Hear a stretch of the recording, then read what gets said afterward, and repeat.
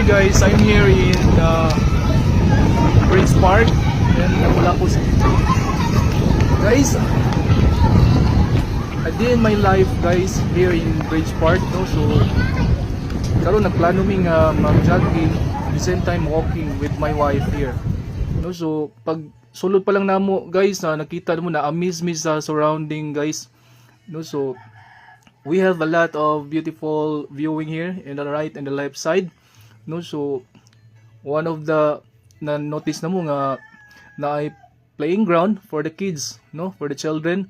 Then say ongoing pa nga construction for the improvement of the surroundings guys.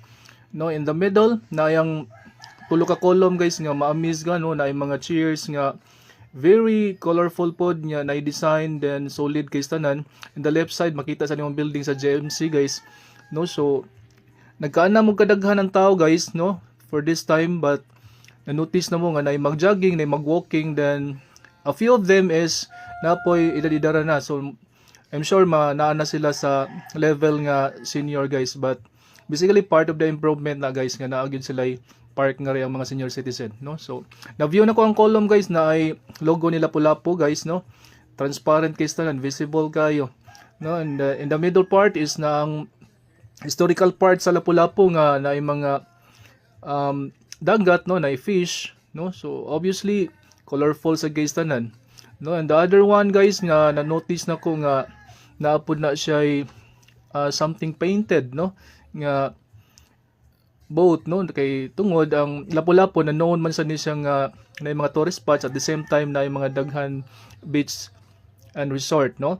So productive kayong area guys, di ka magkuan, di ka malakansi sa imong time kung ma-invest ka here in Bridge Park, no. So you have noticed guys nga sa atbangan na or naa sa mga teenager nga nayaw po sila, siguro nagpractice sila, no, naa sa dihan GMC nga side.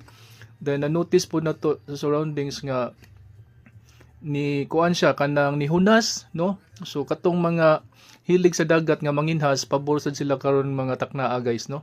Then ang atbang ato guys, mao na to siya ang gitawag na to nga Mandawi na, no. Ang second bridge makita pod nato, no.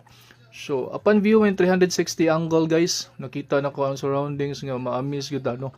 So solid kay ang oras nimo ug ang time nimo guys during kung naa kay time, please visit here. So very thankful kay ko.